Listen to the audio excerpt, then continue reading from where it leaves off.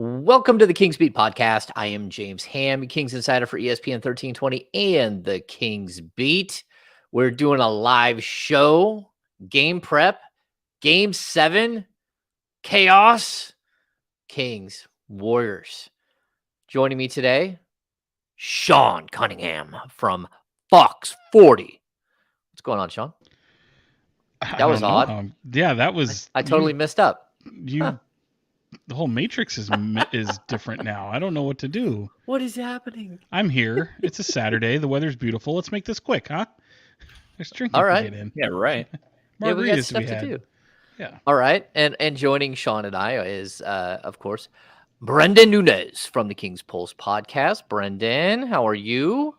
I am good. I'm excited for tomorrow. Going to be a big game for the team and the whole city of Sacramento. We were obviously in Golden State yesterday, but Doko, the watch party itself, but also Doko after the fact, looked like it was a good time, and I only can imagine what tomorrow is going to look like. So excited.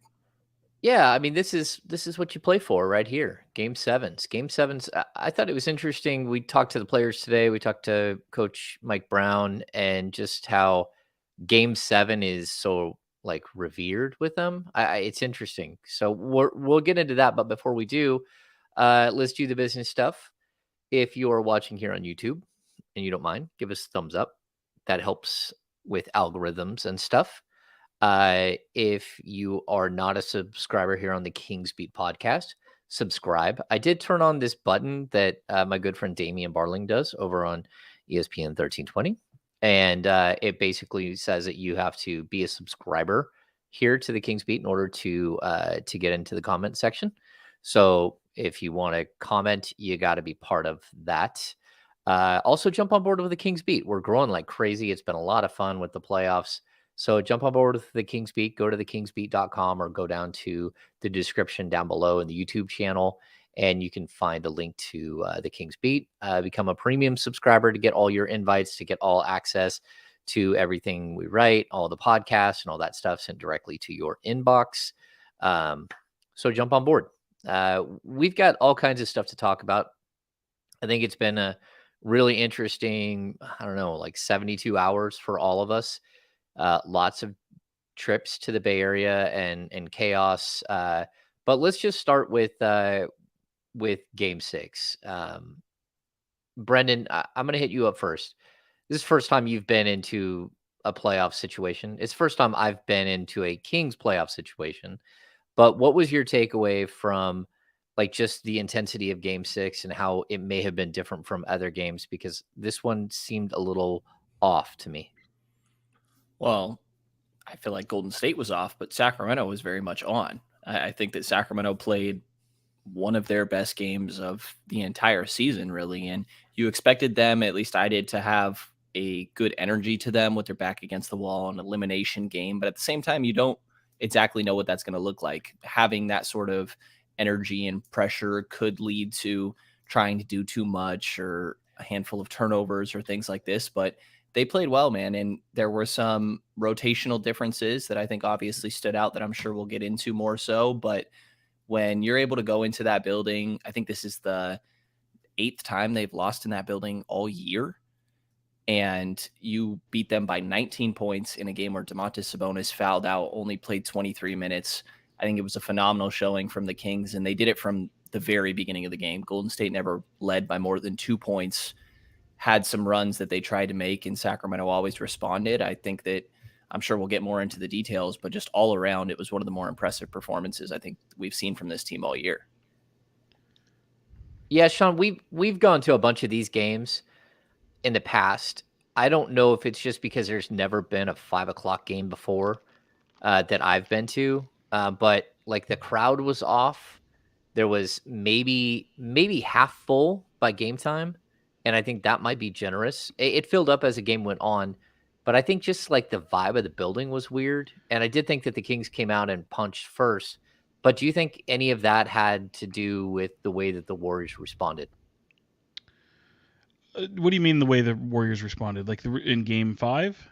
Yeah. Well, no, in Game 6, do you think that the crowd and the lack of people in the building, the lack of energy in the building had anything to do with sort of the start?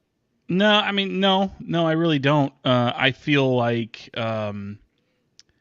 look, the 8-0 run that the Kings jumped out to kind of showed everything. The Warriors looked like a team that didn't want to run. They've lost when they've only had one day of rest, and now you've got 3 games in 5 nights, and this really favors the Kings in a fun way, especially considering the way they've played in the regular season. You don't have these multitude of days to prepare and get your R&R, and the Warriors not only were punched in the mouth, they looked like they didn't have their legs. Andrew Wiggins was dreadful. Jordan Poole was just god awful. Klay Thompson, he hit some shots, but he was awful. I mean, these guys got into the paint and couldn't hit layups, missed dunks. Just, I mean, James, I wrote it down. 18 of 46 in the paint. 18 of 46 in the paint for the Warriors. That's all you need to know, man. I mean, the Kings just ran them off the grid, and I think they were, the reason they were so confident is knowing that they were going to have. They've built themselves for this. They built themselves to be this team that has attrition, that is ready to, turn on the jets, as people are talking about in the chat, and as Mike Brown alluded to in the start of training camp. Like, they're built for this. So that's not to say that anyone's counting the Warriors out, but for one game, there was definitely a comfort level, I would say, probably throughout the fan base, and certainly through I did a hit with 2 Bay Area stations yesterday, and there's definitely a comfort level, and rightfully so, man. When you take a game 5 and you're putting the opponent backs against the wall for a team that hasn't been there before, it's understandably so, but yeah, some people showed their ass, and the Kings took advantage, and they played desperate. And it's so funny the way this series goes, guys. Like, there's so many similarities. Like, every team has experienced winning twice on their home floor. They both lost on the road. They've both been blown out. They both had shots to win or tie the game and missed. There's so many similarities, and so while I'm going to look like a genius, and that's not what I'm intending to do here, but saying that I felt that this game would go 7, wasn't necessarily a stretch of the imagination. I felt like this is going to be a very, very entertaining series. It has been. It's been the most entertaining series of the playoffs thus far, and maybe when we look back, we'll say that it was the best of the entire playoffs. It has delivered in that regard. But the storylines are plentiful, and we can get into all of them because I still don't think either team has really looked at their best. I mean, maybe the Warriors have had the closest to being their best in this series. The Kings have not had Domantas Sabonis at his best at all. Therefore, I can't say the Kings have played at their best. But the Kings got the gritty win. They gutted it out. They did it with some unlikely heroes, and they had their backs against the wall. Now let's see how they can take that into Game 7. Same philosophy on the home floor, and my God, Golden One Center is going to be crazy tomorrow afternoon. It's going to be crazy. Sean, do you need a towel to wipe off your machete that you just took to the Golden State Warriors? Well, I didn't because I have picked the Warriors in 7. I will remind you. I'm not saying that, but it's like they look they look trash. They were absolutely bad. And tell me I'm wrong. Tell someone's saying what's up with my mic. I think there is something with my mic there, James. Yeah, I don't hear anything weird with Sean's mic. We had this discussion before we got on. Hopefully it's not too bad for people out there. Did you just have that towel ready, by the way, James? Or it's what I use to clean my screen all the time. Gotcha. Huh. Yeah, I have. I guess I do have one right here for the same reason. Fair enough. Yeah, fair enough. Exactly. Yeah, you know what? Like, I think I was going through. Like, we kept talking about how, well, at least I did, how I thought Andrew Wiggins would get better and better and better as the series went on because he's getting in better and better shape. Then we get to the, Wednesday, Friday, the only one day off in between. And all of a sudden you saw he had no legs at all. And it was like, oh no. So he's getting better as the series goes on when they got 2 or 3 days rest. The second that you start going to 1 day rest, I think it shows you that he's just not there yet in his return from missing 25 games. And so I was surprised by that. I've been surprised by, well, maybe I haven't. I don't think that I've been a Jordan Poole fan at all. And then I'm watching him in this series, and I just like I don't see the substance. Like that's been my biggest takeaway is that there's a lot of flash and like very little substance. And this game is being officiated very specifically. Like people are out there getting beat up. And if you're not a guy who can take the getting beat up, then you might as well go sit down because this game is. I mean, we're seeing Domantas Sabonis. Domantas Sabonis talked to us today, everyone, and he's worried about the swelling in his eyeball, not the black and like green and red under his eye. He actually has swelling in his eyeball from the elbow he took from Looney. Like this has been a grown ass man series, and like everyone is getting beat up, and I think it's really intriguing to watch to see how the Kings have responded because let's be honest, we've covered this team for a long time. They've always been soft. They aren't soft anymore. This is a knockdown, drag out battle, and we're seeing two teams that like one of them rose to the occasion on one night, the other rose to the occasion on another night. I think what was it? Game 4 is where I thought both teams were so incredibly physical, and now we got to see who shows up on Sunday. I think it's really intriguing to watch. And it's hard to predict. I don't know about you guys, but like I have no clue what to expect going into tomorrow. To both your guys' points, we've seen so much variance in all of these games. Like Keegan was kind of a non-factor the first 3, and then the latest 3, he's been great, most specifically in game 6 where he plays 45 minutes. Malik Monk has kind of been up and down, and a lot of that has been home versus road. But obviously last game he rose to the occasion in Chase Center. Jordan Poole's not really showing up, but he could at any point. Like it's so hard to predict what is going to happen in this next one. There has been fun, entertaining chess matches between the coaches, and I think the big adjustment, obviously, for Sacramento in Game 6 is going small. And can I actually ask you guys this? Like, I feel like Trey as the backup 5, it was kind of the obvious thing, or maybe not obvious thing, what I would have expected coming into the series. And I'm curious if you guys felt the same way and just why it took so long to try this from your perspective. Sean, what do you got? Because I on my bingo card, I had Alex Len playing minutes in all of the games. Did you? I did not. I did not. I did not. I lied. Yeah, I don't know. Maybe I think it's because honestly, I don't think they were totally comfortable with Trey being the 5 in a series that has Looney and Draymond Green, and I think they were betting on coming into this series thinking that Alex Len could give them some physicality, certainly some length, because we know how this team does against length, and he had some nice moments. He had some flashes, and I felt like it was an odd look, especially when you've been struggling so much from the perimeter, and that's what's one of the best things about Game 6 is the fact that you finally got some shots to fall. And even when you've been missing shots, they've been really happy with the spray action they've had, and they've been very happy with the looks that they've got. They just really haven't sank. And so I don't think enough credit goes to the Warriors in that regard. But I'm with you, Brenden. Alex Len would not have been on my strategy coming into any of these games. Now, certainly possibility of Game 3 where the Kings look like a shell of themselves. I could identify some moments where I would have probably gone to Alex Len, but certainly not for as much as we've seen him in the series. And again, to his credit, he's been pretty good, especially when Domantas Sabonis has not really been much of an impact offensively. I will say, for as much as he struggled, Domas has found ways, and albeit subtle ways, to be very, very impactful in the series. And I think last night was a huge example of that, because we've seen him just get annihilated in this series.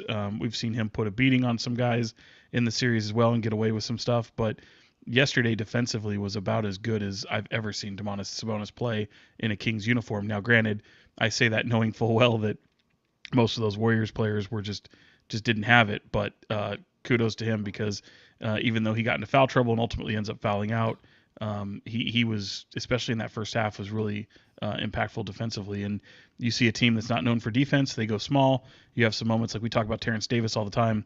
He gets the defensive player of the game chain. goes, brilliant one-on-one defender. Team defense gets a little bit lost, and that's been the knack on him. And who would have thunk that, you're going to cut guys like Davion Mitchell's minutes and still stand out defensively and be one of just a handful of teams that have been able to hold the Warriors under 100 all season long, let alone at home. And Brendan, you mentioned earlier, it's just like they were 33-8 in the regular season on the home floor at Chase Center. In the playoffs, that intensity goes up, and for the Kings to go in there and win that game the way they did, with the composure that they show, I felt like Mike Brown's team took a major growing step in their development. That was just a monumental game for them. Yeah, so to answer the question, Brennan, I thought it was strange that Alex Len played early on in the series. But then we started getting into this weird trend where the Kings are getting killed on the glass. And so it's almost like you kept throwing size at the problem, thinking that might be the answer. And to think of going small probably was like the last thing on Mike Brown's mind when his team has given up 20 offensive rebounds a game. And Looney has 42 rebounds over 2 of the games. I mean, Looney has just been absolutely spectacular. So I think that, like at a certain point you fight fire with fire, which I thought is what Mike was doing. And then we have these other guys that are like in his ear saying, hey, look, let's pull back and reassess what we're doing here. Clearly after game 5, when the Kings did not play well and they lost and they go down 3-2 in the series, that's the moment where you have to honestly reassess what you're doing and say, okay, how are we going to stay alive? What is the chess, move here to counteract what's happening? And like, again, Trey Lyles has always been a very good option as a small ball 5. And I'll even say this. I think what Trey Lyles has done in this series specifically, it might even change your perspective on him during free agency this summer. You might look at Trey Lyles and go, okay, look, if we're going to bring Sasha Vezenkov over from Greece, where does Trey Lyles fit? Can Trey Lyles play as a small ball 5 alongside Sasha? And that's huge, because if he can, and you can go, again, re-sign Neemias Queta as your third center, and then you have like this crazy size and shot blocking hiding on the bench. That makes sense to me if that's what Trey Lyles is. And so I think Trey isn't just like having a good couple of games. He's having a perfect couple of games, showing not only the Kings, but teams around the league that he can do a couple of different things that might really come in handy for their roster. And so I'm happy for Trey because he's a good dude and he works hard. And, this is kind of a moment where he just helped you win like a huge game. How many times this season have we talked about Trey Lyles helping the Kings? Like he steps out and says, I'm going to help you win this game. It's got to be like 8 or 10 at this point. And he just did it in the playoffs one more time. And so I think that was pretty impressive. It was. I like that the line I've been using a lot recently, or specifically when it comes to game 6, is like, don't get so caught up in trying to fix your weaknesses that you hinder your strengths in the process. And obviously they did a fine job, the Kings, that is, up to this point. But I felt like in game 6, they leaned more back into what their typical strength had been throughout the course of the regular season, which is just running up the score, really. Like, you have to still be competent on the defensive end, but like they cut out Davion Mitchell a little bit. They cut a bit from, obviously fully from Alex Len, lean more into Trey Lyles at the backup 5. And those guys are good and they have their value, but it's like, let's just get our shooters out there and space for De'Aaron Fox and typically Domantas Sabonis, but he was in foul trouble. In this case, it ended up being more so also Malik Monk, and just fully leaned into that. And I thought that did a lot for them. Trey, as you guys said, was pretty essential in that. And you still have to do enough defensively, but you kind of heard Mike postgame say that, Looney's killing us on the boards no matter what we do. So we should just try to be better in other aspects, because apparently that's just going to be a thing. Yeah, well, I agree. Go ahead, Sean. And to that point, I mean, Mike Brown, given credit where credit's due. I mean, Luke Laux and Robbie Lemons in the analytics department and both assistant coaches, like, looking at the analytics and saying that you need to rely on shooting, especially in a series where your shooting has been dreadful, and they cracked the code for at least one game. Whether or not they can duplicate that in Game 7, it'll be interesting. And we didn't get to do a podcast before game. Did we? I don't think we did. Can't remember if we did or not, to be honest. But to that point, like I asked Mike Brown, you guys are facing elimination. Is it a kitchen sink type of game where you're throwing everything at it? And he talked about the fact that he wasn't going to be shy of making adjustments that might both seem very obvious or even not as obvious, the little stuff that maybe no one picks up on. Last night's adjustments were very, very obvious in terms of rotation, but he stopped short of saying kitchen sink because he says it's really just one game. And that's the mindset. Like Malik Monk, who's probably the most overconfident person you've ever seen in a Kings uniform, and they feed off it, and that's well documented on this podcast. I mean, he's won them 2 games in this series alone that you can literally credit Malik Monk for winning, and last night was absolutely one of them. But to that point where he's going in ahead of the game, and it's one game, the question that he gets asked about what does desperation look like, and he says, "You watch and see." And to be honest with you guys, they didn't play like the team that I felt was desperate. That looked like Kings basketball. And granted, you saw some players that don't get a lot of run all the time, and leaning more into someone like Terrence Davis, Trey Lyles over the likes of Domantas Sabonis, Davion Mitchell, and even Harrison Barnes. The outcome, the result, the high efficient scoring, both teams turn the ball over a ton. The Warriors are going to do that, but you're able to overcome that and still capitalize off their mistakes. And that's something that's so rare for the Warriors in a season, let alone a series, where the Warriors, when you make a mistake, they just pounce and capitalize every single time. And that didn't happen a lot in Game 6. So I agree with Mike Brown saying it wasn't a kitchen sink game because of the poise that they showed. Now, what does Game 7 look like? And that's where I think I'm with you, Brenden, because I really don't know what to expect. I mean, surely the Kings should come in confident. They have the home court advantage. The Warriors are going to be that sleeping giant that, albeit have less than 48 hours to get right back out on the court again, and I think that plays the Kings' favor. And we know that building's going to be loud. Outside of that, I don't know. But that's the interesting thing about the series is we've seen both teams win when they don't play that well. And we've seen both teams put stomp the what out of the other team. So, yeah, man, Game 7 is going to be fun. Yeah, I mean, if I were to point to something I thought I found like interesting, the Kings rose to the occasion in the fourth quarter. So you bring up Malik Monk, and for me, Monk has been like of the 6 games, he had one really bad game where he disappeared, and unfortunately, we've seen that too many times this season. Probably like, I don't know if we really are honest about it, probably like 25 games this season at a minimum where Malik Monk was just completely ineffective. I feel like playoff Malik is different than regular season Malik, that he understood when he had that, what was it, Game 3 where he was just atrocious. So he goes like 32 and then 18 and then all of a sudden 0. So when he came out of that, I think he realized very quickly, like, okay, I can't do this to my team. I can't be that guy or we're going to lose.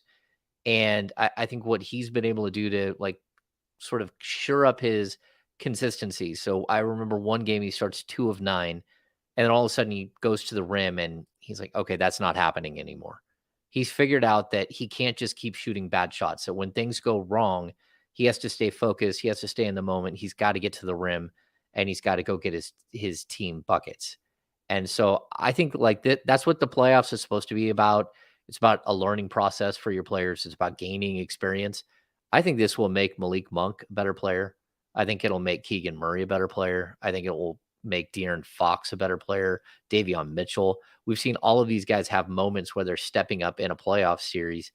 And now it's like, okay, well, we saw it there. Can you do that for more? Can you be that player for an 82 game schedule? So I think, again, we talk about this all the time.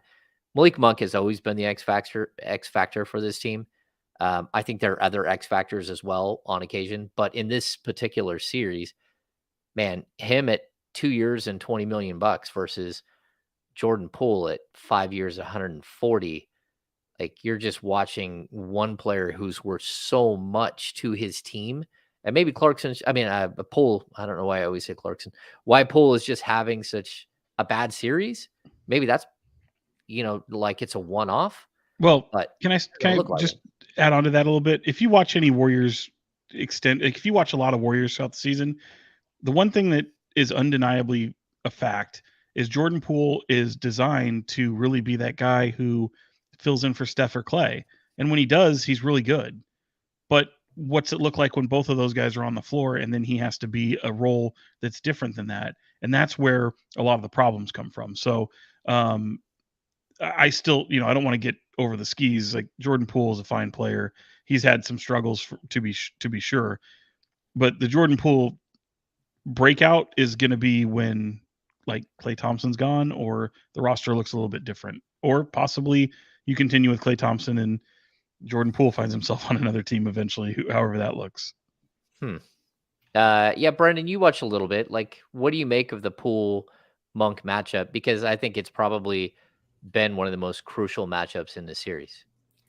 I feel like the big difference for me is, well, two things. I think that Monk very much embraces the physicality, specifically when he's on the offensive end. Like, you see his finishing ability stands out to me a lot more than Poole's. Just playing through contact, it's so much of, like, he's a ridiculous athlete, obviously. So just going up, going into somebody's chest, and then finishing on the way down, similarly to kind of how you see De'Aaron do. But the other one to me is playmaking. And I think that's really the biggest, is that for Golden State, after Curry, who's your playmaker? Like, it's Draymond, but you don't have another one, right? The Kings can point at De'Aaron, they can point at Domas, and then they can point at Malik. And the Warriors don't have that third guy. Like, I don't think that Jordan Poole is setting up his teammates, hitting the paint and setting up his teammates, those like spray threes that the Kings are thinking about. I don't think Poole is setting up his guys the same way that that Malik has been throughout the course of this series. And they both can be very streaky players up and down. You never know what you're going to get on a night-to-night basis. You know that they're going to be extremely confident no matter what. But it is kind of a also weird spot for Poole in a way, to Sean's point. Like, I agree that he's better when he is filling in for one of those two guys. But I think the other side is, you could also point it, they've gotten killed in the non-Curry minutes. And ideally, that's where Poole would be able to step in and still make an impact.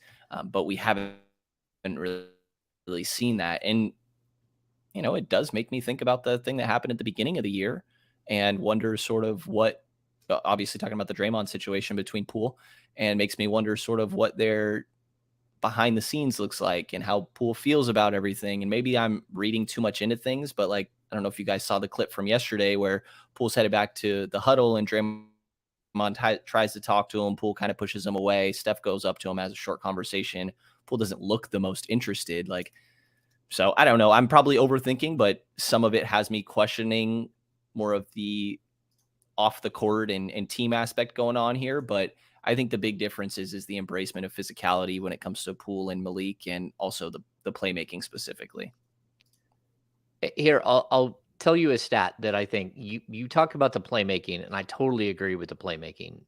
And the weird playmaker in this series has actually been Kevon Looney. It's been off of the rebound. So his stats are crazy. I mean, in game 3, he had 20 rebounds. Game 4, he had 14.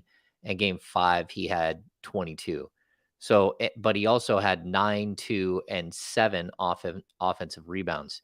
So in the games that the Kings have lost, Looney has 9 assists, 6 assists, and 7 assists. In the games that the Kings have won, game 1, 2, and 6, Looney has 2 assists, 1 assist, and 1 assist. So it's the ability for Looney to get the rebound and then hit the guy for the wide open 3 that I think really has turned this series. And it's sort of one pivot point that, if I'm the Kings, like, how do you stop Looney? Like, and I expect Looney to come out and be really good, but it's almost like everything he's doing is out of character. He, for me, through game 5, was MVP of the series. When the Warriors went up 3-2, he's the MVP of the series without any question. Like Steph is doing what Steph does. De'Aaron Fox is doing De'Aaron Fox does. Even, to a certain degree, Malik Monk is doing what he's done throughout. If you were to pick an MVP for the Kings, it might be Monk.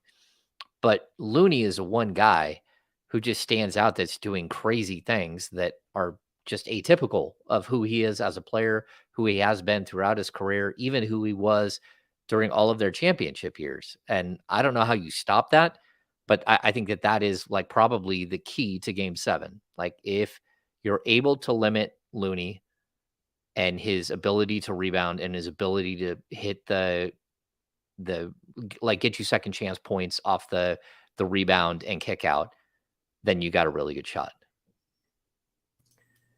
Yeah, the Kings call those dagger threes, right? The offensive rebounds just going straight into a three. Talk about that as being one of the best shots in basketball.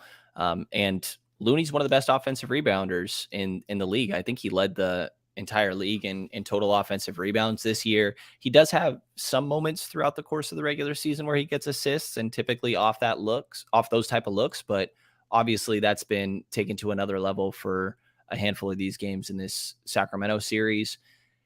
I think that limiting some of the other guys, like I don't know what you're supposed to do about Looney. And I think that was kind of the message that I somewhat got from yesterday's post game. Again, is that like Looney's going to get his to an extent, but those dagger threes, maybe after the offensive rebounds or the extent of how often that is happening, you can try to limit, but like Poole can't have a big game. That like game 7 can't be the one where he all of a sudden shows up.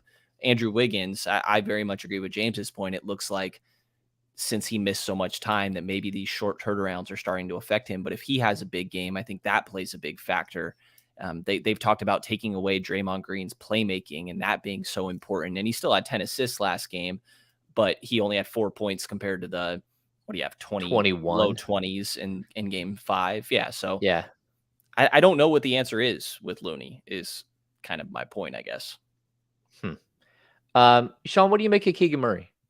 We had like the first 3 games of the series, Keegan Murray was lost. Like the speed and physicality of the playoffs, he had no idea what was happening.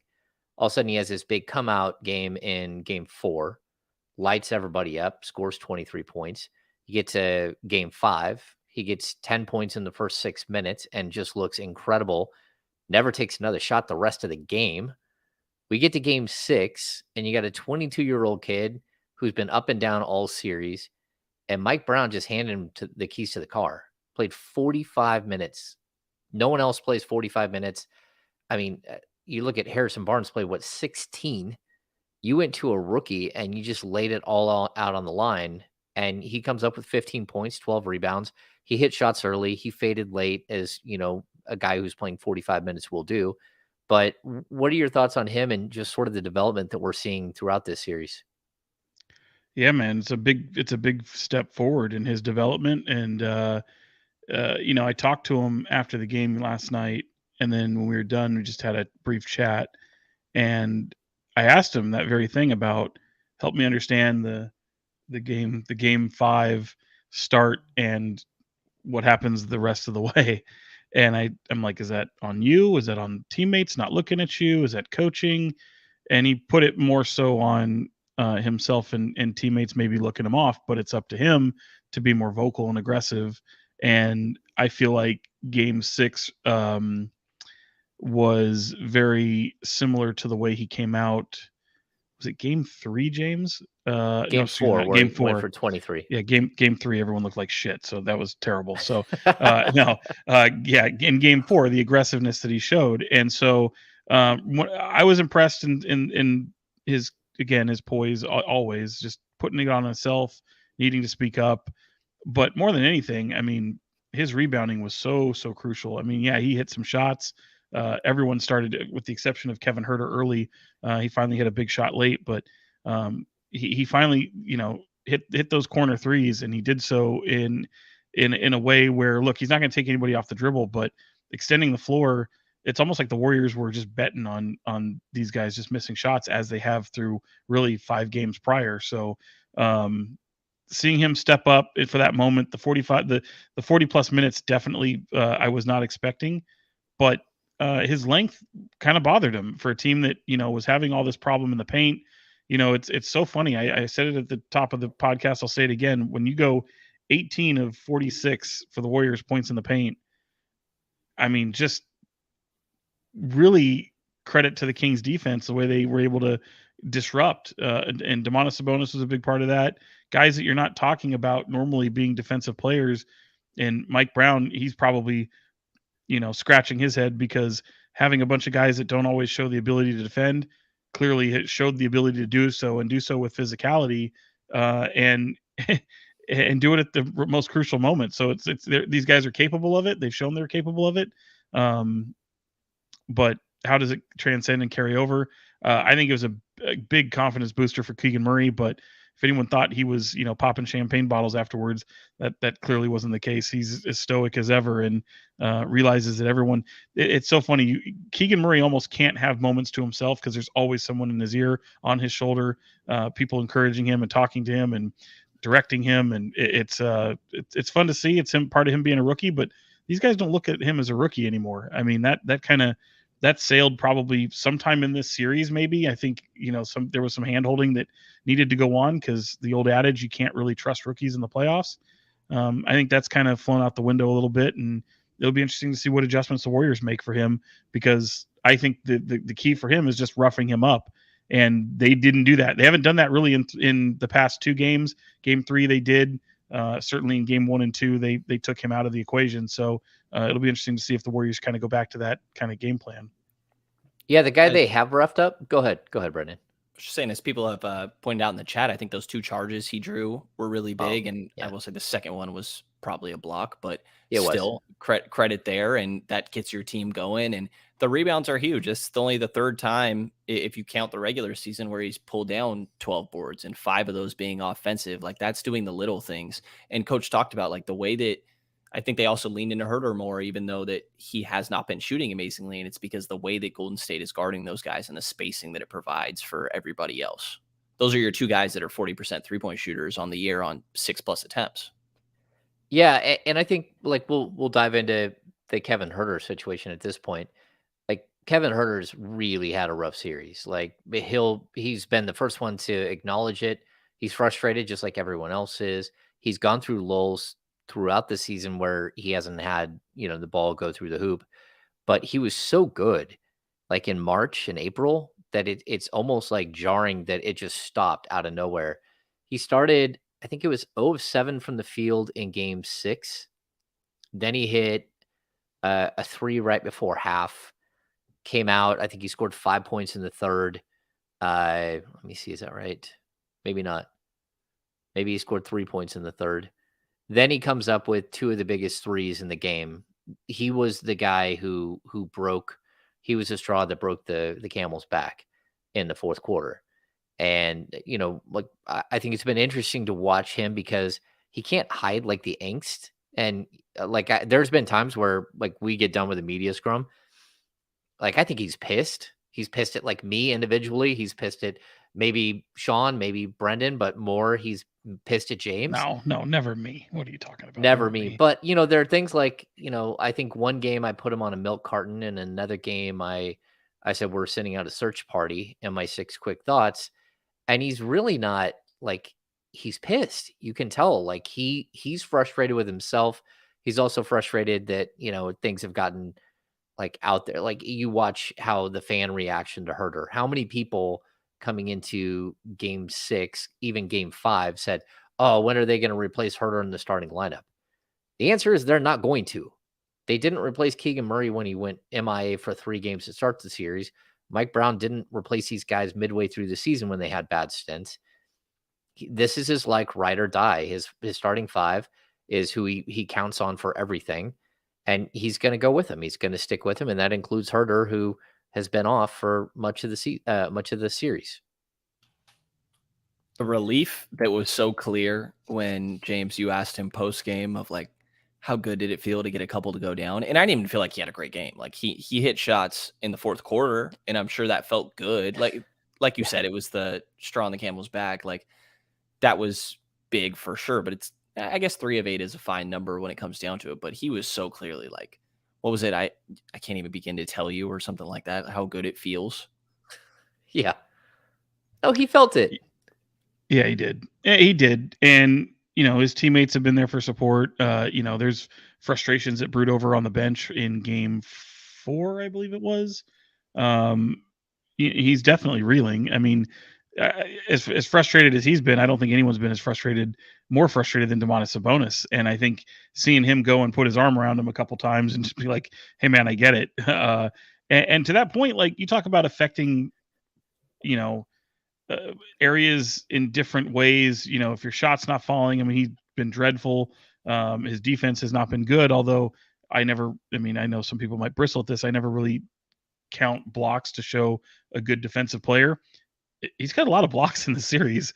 They've really kind of crept up. I'm not sure. I don't have the number in front of me, James. If you got the game log there, take a look at the blocks. He's getting 1 or 2 in every single game, it seems like. And he's definitely trying to go through it. He's got the support to have that moment. Certainly is just a stick with it attitude and everything that they hang their hat on with this team, and the resiliency and being able to fight through the face of adversity and the belief in one another. So he knows that if he doesn't have it going both offensively and defensively, his coach isn't going to be shy about pulling him out of there. And I thought last night was a testament to him.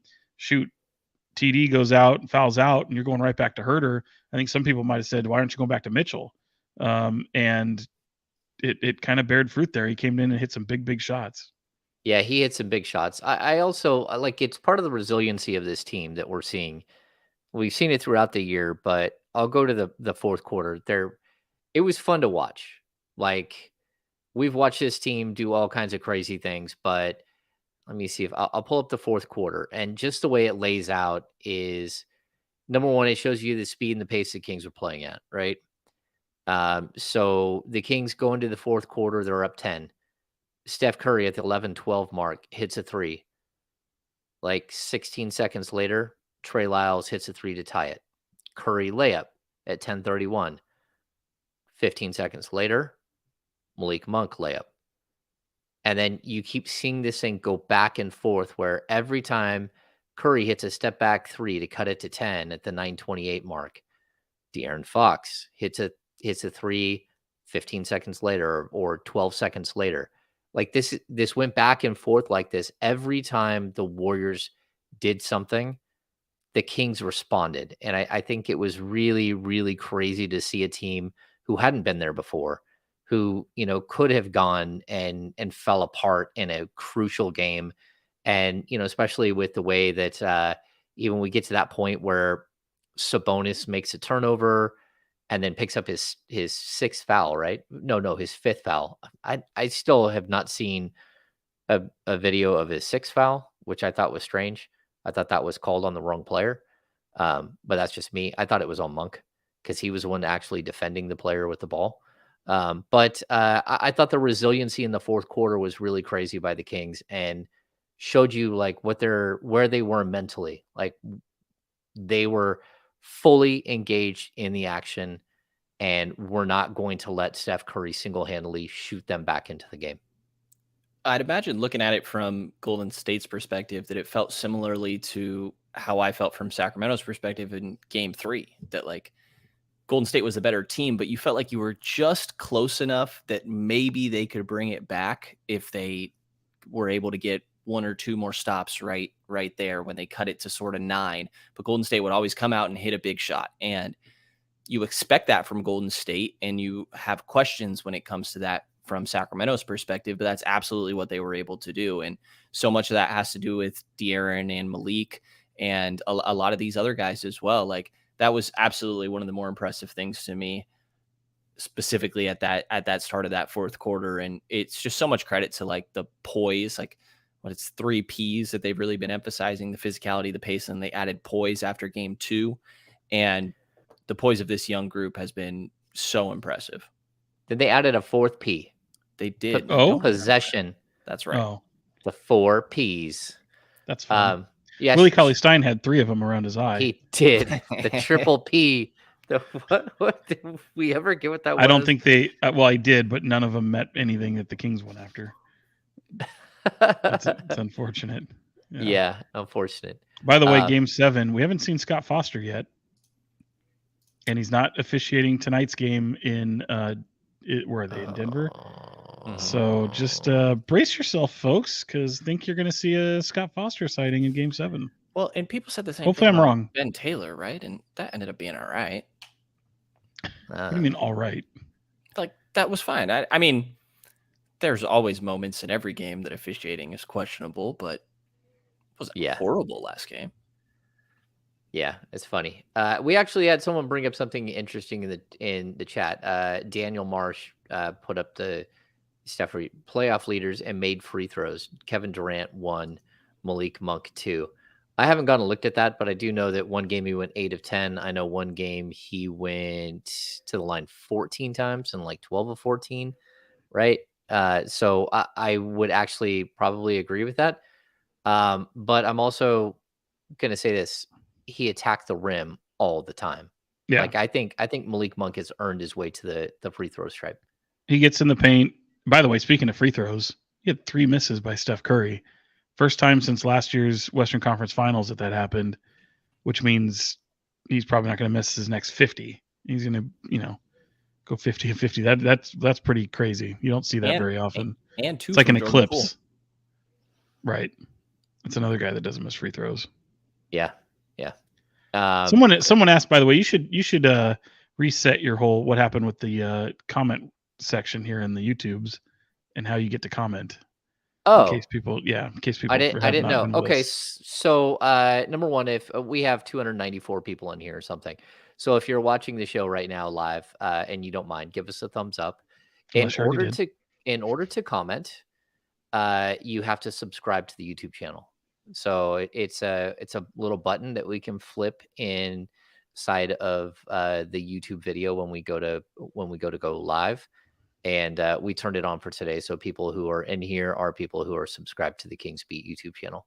Also, like, jump on board with the Kings Beat. Go to thekingsbeat.com and become a premium subscriber so you get invited to the happy hour. We'll do a happy hour.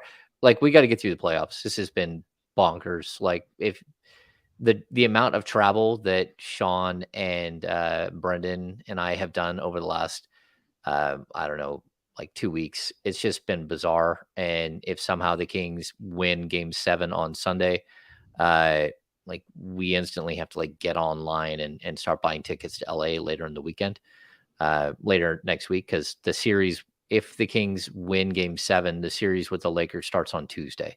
It's Tuesday, Thursday, Saturday, and with the first 2 every other day.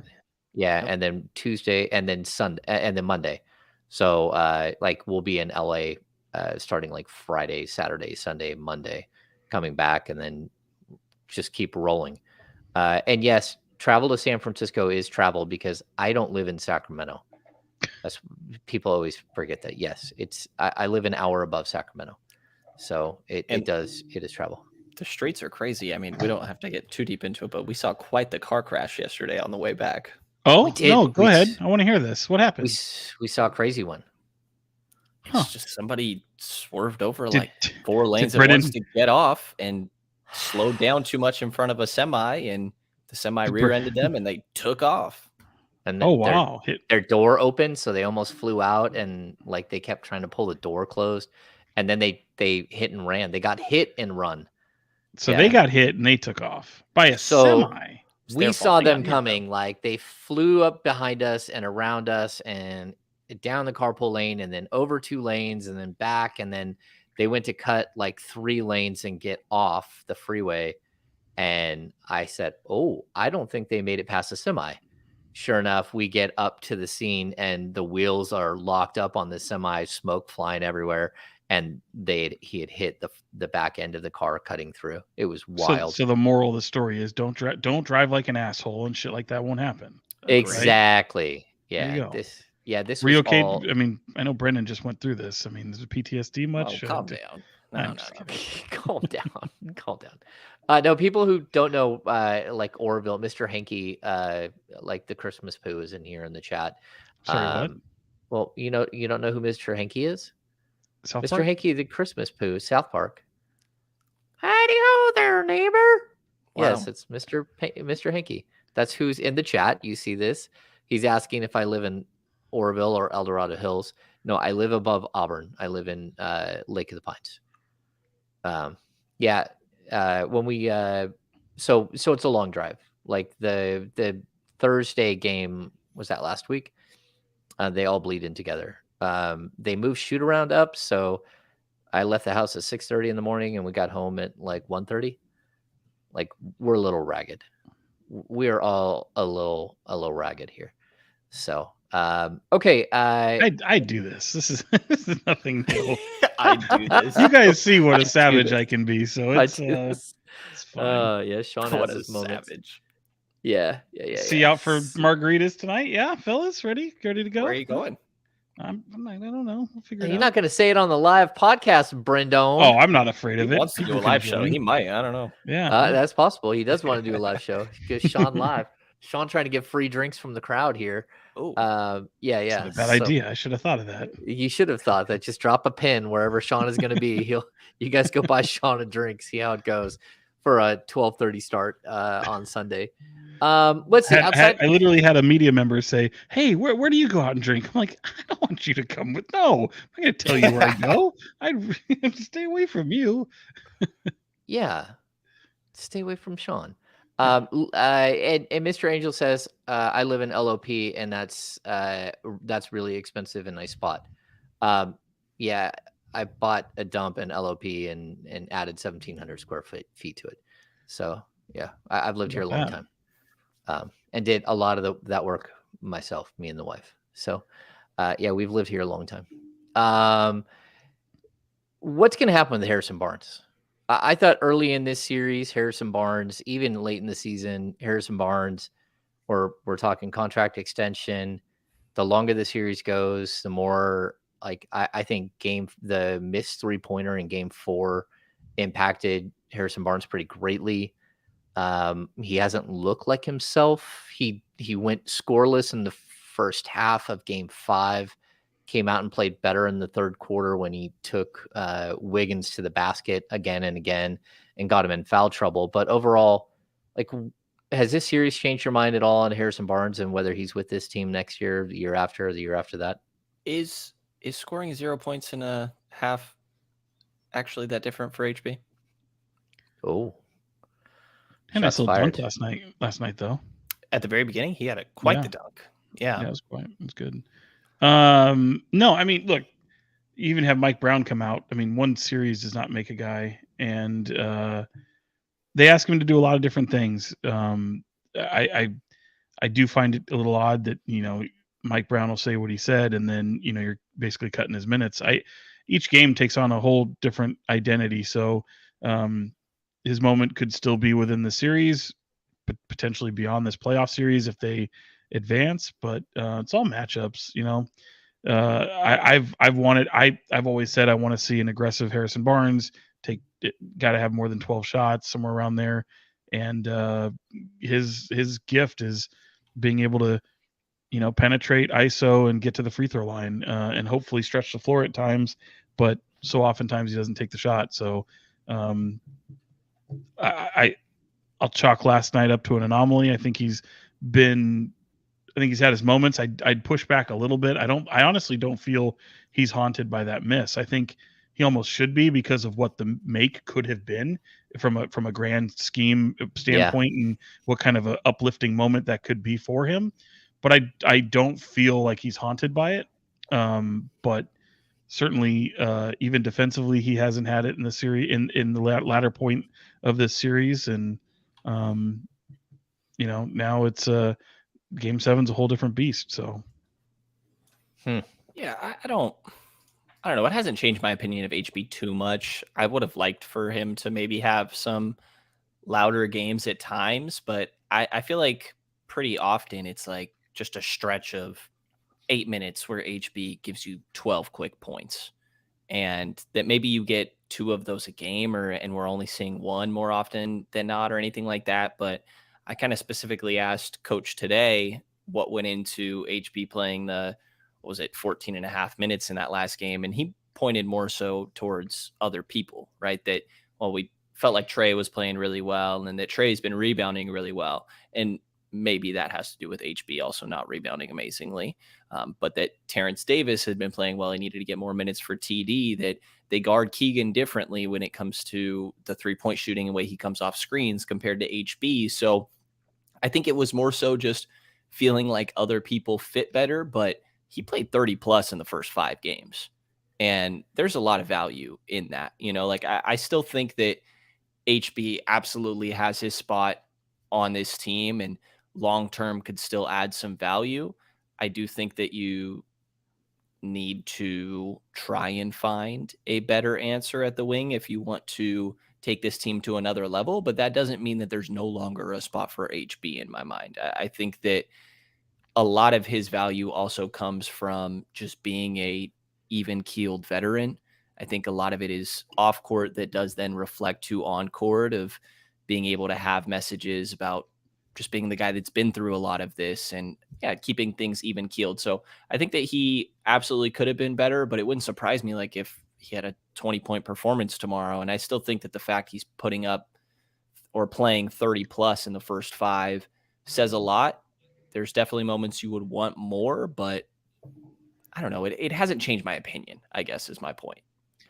Yeah, I mean, I posed a question, but like, I don't think it has all that much either. I mean, maybe like as opposed to a 3-year $48 million contract, I'd offer him more closer to like a 3-year 45 or a 3-year 42, just because I'm not sure like what the value is going to be. But I also I'll point to the fact that every single guy mentioned Harrison Barnes as the guy that pulled everyone to the side, that held everyone together through the difficult times, through the Game 5 loss, and the postmortem after the Game 5 loss. It's the first guy everyone mentions is Harrison Barnes. And like, he does mean a tremendous amount to this team in different ways than just as a guy who either plays 35 minutes or like 15 or 16 minutes. Outside of that, like, we've gone all this way. I don't think we've mentioned De'Aaron Fox once. The finger clearly has bugged him as a ball handler. Like, he's turned the ball over too much, and it's something that you can see just the loose handles, which he normally does not have. But I think he's done a really good job of playing through it and fighting through it. The 11 assists was huge, setting up his teammates. Is something that I think we need to see more of from Fox going forward. I think his reliance on Malik Monk to be the closer in the fourth quarter when he doesn't feel like his hand is good enough to go is interesting to watch, but it's also like that bond between two brothers that we've seen from these two throughout the season. Fox told us, like, when he first hurt the injury, when he first injured the finger, that it wasn't about shooting. I mean, it wasn't about dribbling or passing. It was all about shooting and catching the ball. I don't think that that's been the case. Like, to me, his shooting looks fine. Like, it's hit and miss as it is. I mean, he's really good from the mid range. He's really good at the rim. He used his speed a couple of times there in the second quarter, which I thought was incredible, where he went from 0 to 60 and the Kings scored in like 4 seconds into the shot clock, it felt like. But where are you guys at with Fox and his hand? From a pain standpoint, I mean, that's the biggest thing, where he doesn't really have the pain in any of those moments. We mentioned, James, the shooting and the handling. For him, it was the padding on the splint itself and how it could affect the shooting. Yeah. I noticed in his pregame warm-up for game 6 last night, and I asked him as he was coming off the court, we chatted briefly. I noticed it looked like it was taped more. He says, no, it's the same splint, even if it looks like it had more tape to it. I think it's all about trying to adjust that. I felt like, the turnover, that was going to happen. I mean, you got a lot of guys that are hitting at the ball. I mean, hitting at his hand, especially the Draymond Green play, kind of later. Was it in the third quarter? The replay from ESPN had a really great angle on it where Draymond hits him in the hand and not the ball. Those are the moments. I mean, he took a big hit in the game 5 loss, and it seemed to kind of interfere with what he was doing as well. So no, I mean it's pretty impressive with what he's doing. He never thought he was going to be, sitting any time out. The moment is really impact right at the tip of the finger. And fortunately for his ball handling and for the shooting of everything, that hasn't hurt him too much.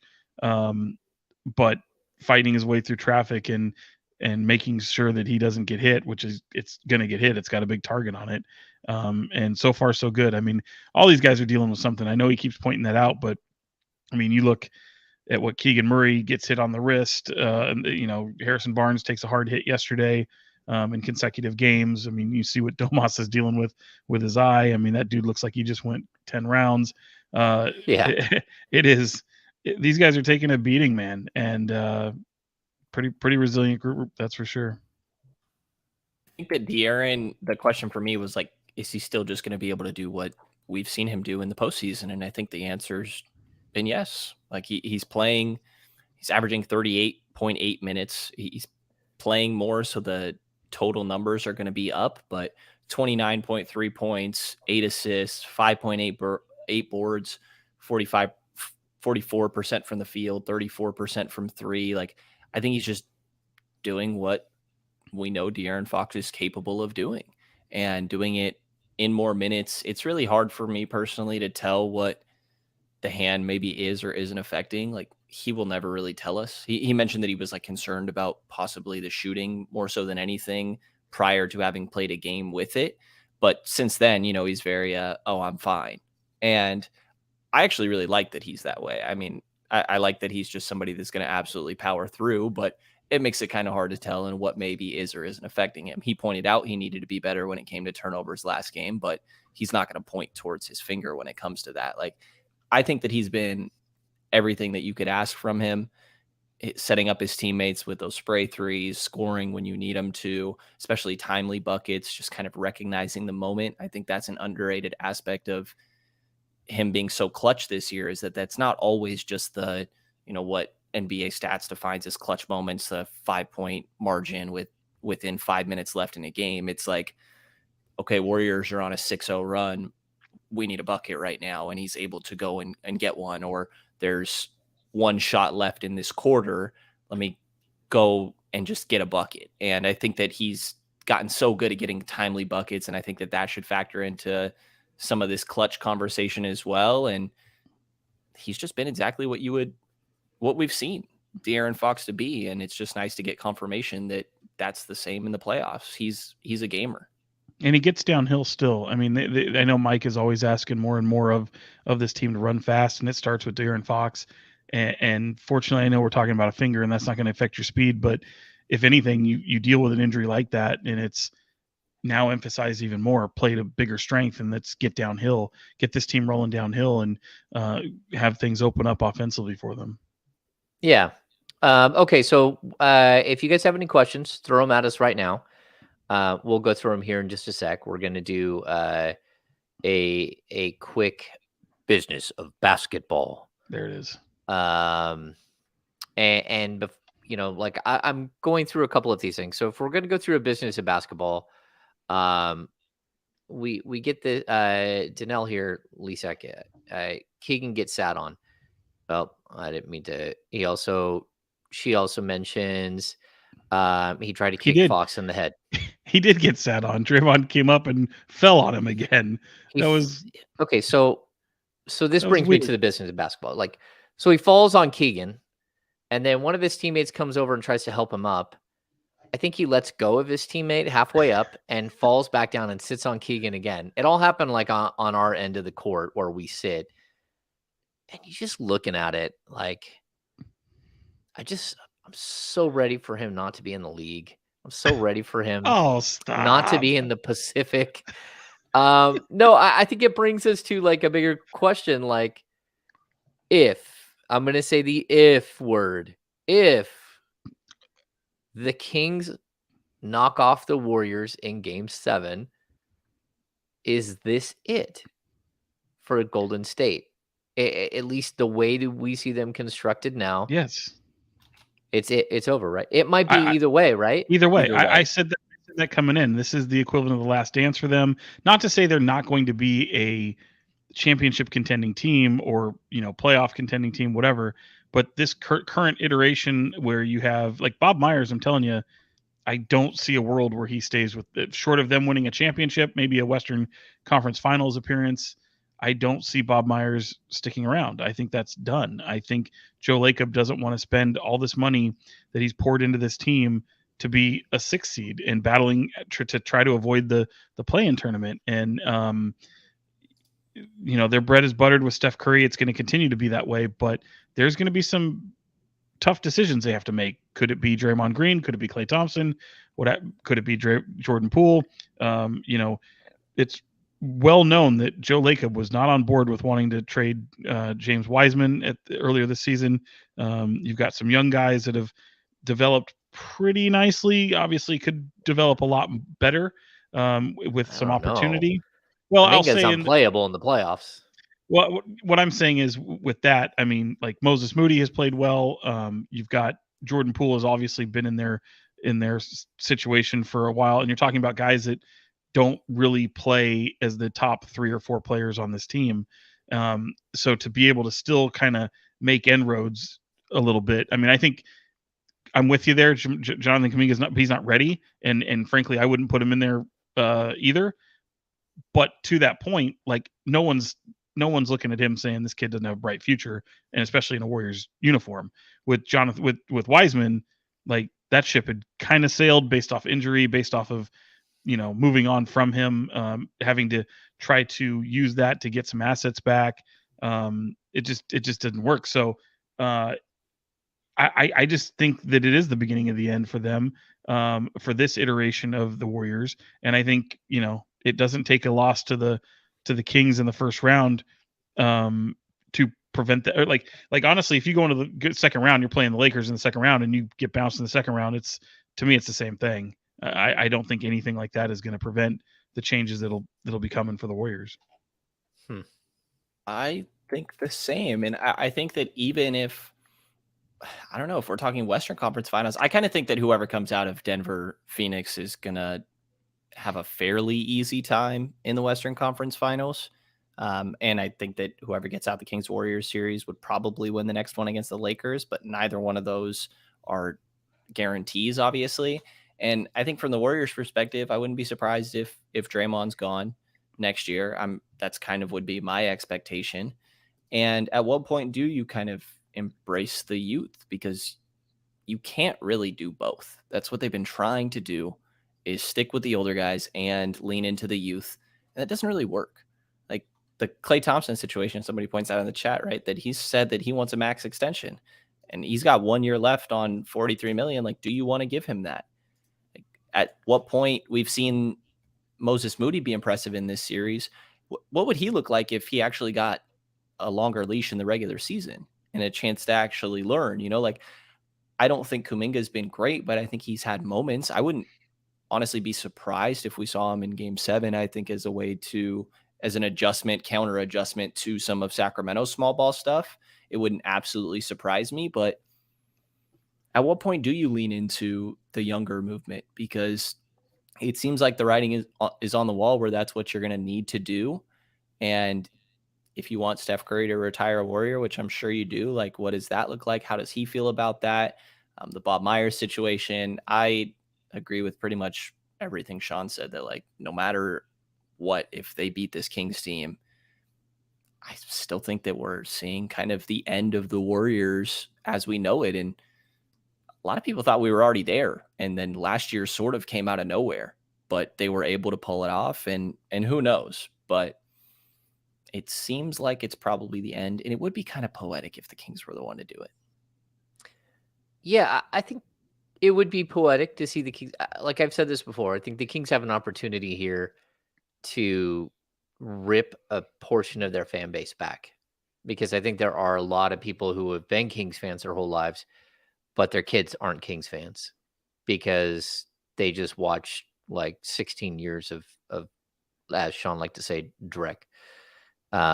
So I think this is a moment where you can go out and like actively just like steal them back. Like, you just, parents out there, you need to, like, if this goes this keeps going like this, you need to get ready to like go buy your kid a De'Aaron Fox number 5 instead of a Steph Curry number 30. Like that's how this works. And so I'm hoping that that's a possibility, because for us, it's fun to cover, this series, and it's fun. It would be fun to cover another series, but like, I have no idea what's going to happen as far as the Warriors and Draymond. Like, I don't think that like this is irreconcilable differences at this point. Like the punch at the beginning of the season, the situation in game 2, where once again, like he stepped out of a box and like, that's not who the Warriors, a lot of the players on the Warriors want to be. They don't want to be the team that's associated with that. And so, yeah, I do think that we will see a change. Now, whether they go away completely, any team with Steph and potentially Steph and Clay, they're not going away. They're just going to be a different version of themselves. And even like Wiggins, I don't think Wiggins is young enough to sort of bridge the gap between the young and the old. And I'll also say this, I don't know that the young guys that they got are good enough. And yeah, they may not be. Young players don't always work out. We know that from covering the Kings for years and years. Like a lot of young players just don't work out. And a lot of young players that have been through what some of these guys have been through, where you're put in pressure situations or you're not relied on at all, and then all of a sudden you are, and like it just doesn't work out. Like they need a fresh start. So it's possible that Kuminga or Moody or even Weissman, the way he went, could go somewhere else and find themselves in a much better situation. Do you guys want to make a prediction on tomorrow? No. Why not? What's wrong with you? What's wrong with you? What did we say before the series started? We say, Sean, you said Warriors in 7. I said Warriors in 7, but you seem to have said like 50 different things. No, I said Kings in 6. That's what I said. That was my final answer. I was Warriors in 6. Warriors in 6. I will say, like, beginning the series, saying that I, wouldn't pick against a Warriors team in 7 games, even if the Kings had home court, feels a little different than knowing the situation now. I agree. But that being said, like I still feel enough that the Warriors are more than capable of pulling this thing out. And in the Sacramento era, not that this matters, but it is just good for context. Like 0-3 in Game 7 situations in the Sacramento era. This seems like this would be the chance to do so for the Kings. I am feeling really good about the Kings' chances, but because I know what that Warriors team is. I know what they look like when their backs are against the wall, and they usually don't have 2 games that look the same when they're playing really shitty. So yeah, I'm still keeping the Warriors there, but I really like the Kings' chances. And selfishly, for our podcast and for our coverage purposes, I hope I'm wrong. So it doesn't really matter what I think. I really do. I hope I'm wrong. I hope this, I would like to see the Kings and the Lakers meet up again in the playoffs again. Storyline, you got LeBron James, you got Malik Monk going against his former team. A lot of interesting dynamics there. And also just, you mentioned it, like, what does it do for a Kings team who's been the little brother to the Bay Area team for so long to take down that dynasty and what you've known as a dynasty really for the greater part of 10 years would be, I think could do a lot, honestly, for this team. I don't want to make a prediction, so you guys forced me to make a prediction. I think it's a coin flip, and I guess I should say I think the Warriors are favored, and they should be. First of all, before you continue, 7 points last night. Like, that to me was the most disrespectful thing I've seen in this series alone. Vegas had the Warriors favored by 7 in Game 6, and at no point did I think it should have been that high at all. What is it now? I haven't even seen it. I think it's Warriors by 1. I think so. That's what I'm saying. Okay, that's more like it. Well, that's what it opened, but I don't know what it is now. I haven't looked. Yeah. Come on, Brenden. Brenden, what did I say before Game 6? What did I say? What did I say before Game 6? Remind me. In the car ride down. In the car ride down, we did predictions. Me, you, and Frankie Carcelli. He was huffing glue at that point. He doesn't know what he was doing in that car. I do not remember, James. We said a lot of things. Kings by 12. And you guys are like, what? Oh, in Game 6, yes. In Game 6. Yeah. Okay, you're I gonna think say that it's like a 60-40 favors the Warriors, but anybody can win, and I will pick Sacramento because they have home court advantage. I think that building is going to be absolutely electric. It's going to come down to the same things it always has: turnovers, offensive rebounds, and who hits their shots. But I'll pick the Kings. I think that Huerter, and you need one of Huerter or Malik, and you need one of HB or Keegan to have good games, and then still get what you typically do from De'Aaron and Domas. And But you haven't had it from Domas yet. I actually think the Kings are due for. I think that'll happen. I think they're going to get the best version of Domas in this game. I think like you could get the same I agree. Domas that you've gotten the whole series and still be okay. But Sure.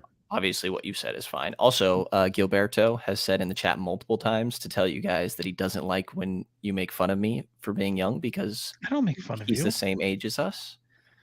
You talk down to me, damn it. I expect more from you.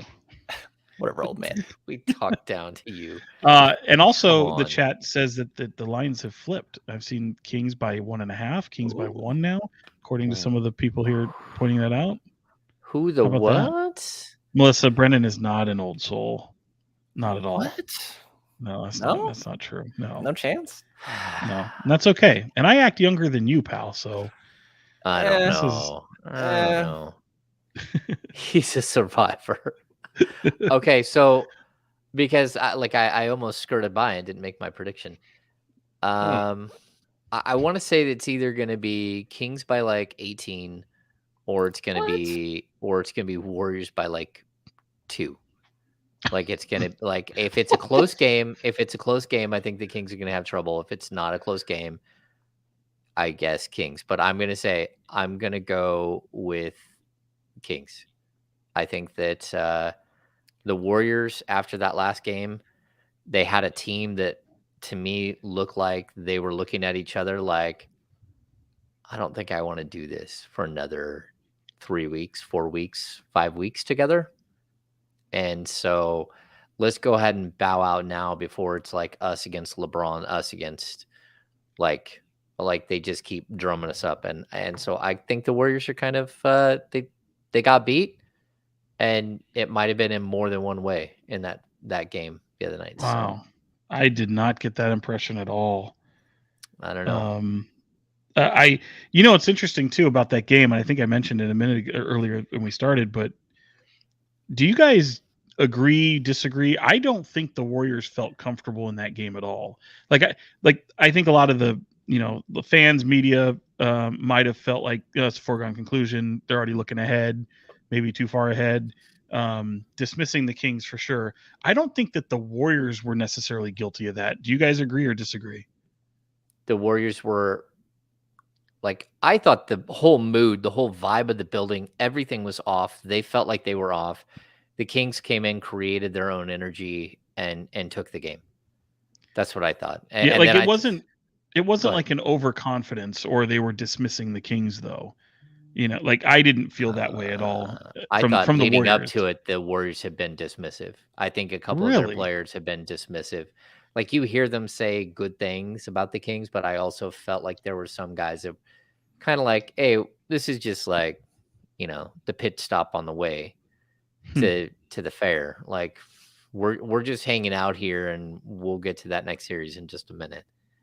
Yeah, I mean, I think Draymond's been that way the whole time, like talking about the next series, talking about, like what it's going to take for them to repeat again and all that stuff. Like there have been some players that I didn't, their messaging I thought was slightly off. Yeah, I think that they were confident, but like, I don't know that I felt like they were downplaying the Kings or anything. I thought that the Kings just, they, as their wording, like punched first, second, third, and fourth, and didn't let Golden State really get back into it. Yeah. Oh, I don't know. I think it's an interesting discussion. Like, so we've got who do we got? James and Brendan going Kings, Sean going Warriors. That's 7? What it started out as. I don't want to flip now. Wait, you can flip now. You got to say what you're gonna. Like. said what I said. I feel great if I'm the Kings coming into this game. I mean, my prediction, yes, unfortunately would be the Warriors, for the same reasons I laid out when I made the prediction. But I'm not a believer in momentum, but I am a believer in home court advantage, and I think all that plays to the Kings' favor. I think the 3 games in 5 nights, the bounce back, the less than 48 hours component favors the Kings. There's a lot that favors the Kings, but again, I'm going to lean more into, I just don't see the Warriors having that type of shitty game again, especially in consecutive games. But that doesn't matter. They can still come out and have a great effort and still get bounced. So, my pick would be the Warriors, but it doesn't really mean anything. I think I've said that a couple of times that it doesn't matter. The Kings can play an incredible game and they can still lose. Right. I feel that. I think if you get the best the Warriors have to offer, that's tough, because that's that could be Steph going for 45 or 50. That can be Clay going for 35, 40. There could be some things that happen there, but I still think that the Kings have a really good shot. And I'm kind of with you on the momentum thing. I'm not sure that I believe in momentum, but I do believe in watching the body language of players. And I thought that the Warriors thought they were showing up for Game 6 and walking into the next round. That's what it looked like to me. Maybe I'm crazy. How many technicals do we see tomorrow? 3. Well, is it Scott Foster? Is he going to be in the building? We'll find out tomorrow morning. I think he will be. Boy, would you hate to see the series decided by technicals? Decided by, sure, but they could still be in there and not be decided by it. Yeah, but I mean, I'm talking somebody getting thrown out. I would hate to see that. I don't think we'll see that. Yeah, I don't think that's going to happen. Okay. And to answer, what's his name? No, I'm not a Warriors fan, Mr. Jason 916. It's just objective, man. making a pick here, Don't consider myself a fan. I consider myself an NBA fan. How about that? Yeah. Just because we take questions, someone mentioned that CBS Radio, the guys were being dismissive and acting like this series is already over, and started to basically lay out the matchup between the Lakers and the Warriors. Look, if the Kings are going to win this thing, number one, they're going to have to stomp on somebody, and they're going to have to win it. They're not getting the benefit of the doubt. The official is not going to bail out the Kings in the final seconds of this game and send them to the line to go win the game at the line. That's not going to happen. If you're going to beat the Warriors, you got to beat them. I only chuckled because the irony of using the word stomp. Oh, yeah. Well, too soon, James. Too soon. Too soon. We can't use stomp. That's out there. Yeah. Elbow to the head. Let's see. Give us a thumbs up if you're still watching. How many texts has Fox been given the series? I think it's 2, right? Feels like more than that. No, I think he got 1 for chirping with Draymond the one game, and then 1 for yelling after they were on the ground rolling around, that weird play where it looked like Draymond Green had a backcourt violation, and he yelled. Okay, yeah. Mike Breen. Oh, who is calling the game tomorrow, Sean? Do you know? I think it's going to be the A team. They're keeping it all together, so it's Breen, Van Gundy, and Mark Jackson. Ooh, all right. With Lisa Salters on the sideline. Oh wow, we haven't had Lisa Salters in there, have we? I think it's Lisa Salters on the sideline. I didn't see her. I saw a list of it. I think I remember seeing that, but. All right. How many people are going to be at the game? I wonder how many people in the chat will actually be there. Yeah, anyone going to the game?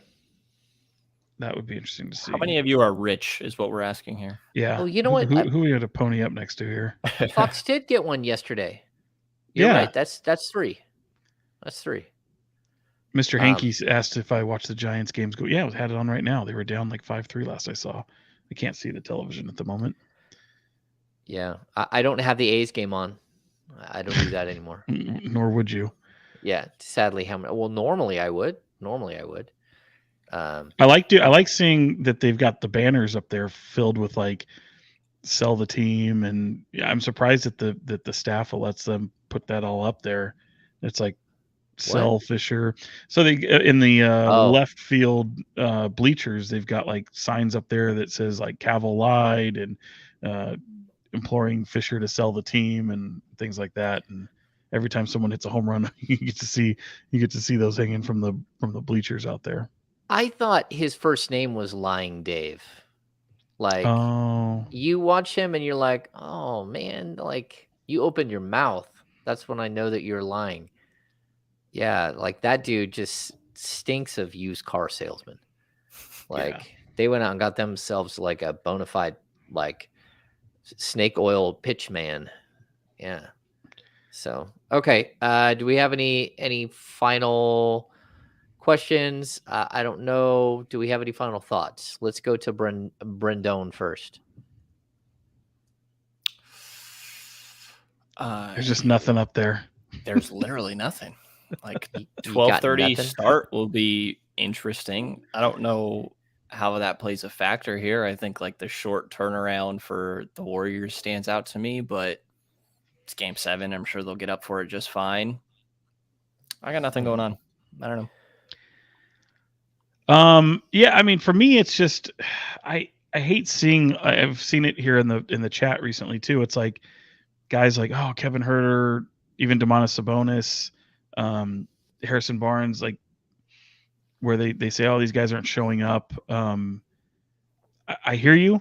I would also just really lean into the fact that they're playing a very talented team, and the playoffs do this to certain guys, especially when they try to stick with what works. I mean, they've taken dribble handoff away from the Kings offensively. Domantas Sabonis, and again, I don't want to pat ourselves on the back here, but it's just common sense. Like the minute he had his dust up with Draymond Green, where he got stomped on, they brought to light a lot of the stuff that Domas does. And guess what? Then there's a spotlight on him like never before in this series. So this is the gamesmanship. This is the result of that. And, this is where those X factors show up. Guys like Malik Monk who come in and have amazing games, and has one game where he's not good. And, you see Klay Thompson, you get the game 6 Klay, that whole, legend of Klay Thompson's game 6 performances. And it looked like he was kind of trending that way for a while yesterday, and then really ends up not being very effective at all, despite scoring, I think, 17 points or whatever it was. These guys are just going to stumble in the playoffs. They're going to go through it. They get officiated differently. They get guarded differently. They get schemed differently. This is what playoff basketball looks like, and it's not a throw the baby out with the bathwater. I've seen people in the chat today saying, oh, there's no way they'd give Domas an extension, or questioning whether, yes, that fool is going to get a max extension. Like they want to give him all the monies, you know what I mean? So back it up. One playoff series does not, define what he's done for Sacramento. Like if you're enjoying the fruits of the labor that they've put in here in the playoffs, a 3rd seed, De'Aaron Fox being an all-star, all that is a Venn diagram that just goes right back to Domantas Sabonis with a huge circle. So that's all. Just watch this try not to get too caught up in it. I mean, whatever. I just think it's unfair to sit there and totally thrash the players for not coming in or not showing up because, things you see like that. It's just, it takes a team. It takes a team. Okay. So I'm going to piggyback on that for my final thoughts. Number one, everything has been focused on Domas. Like, don't worry about, like, every single thing in this series has been focused on stopping Domas. And sometimes it works, sometimes it doesn't. The fact that the Kings are 3-3 going into game 7, he's done enough. Like, he's had a 24-point, 12 rebound or 14 rebound. He's had a 16 rebound game. He's had a 21 and 10.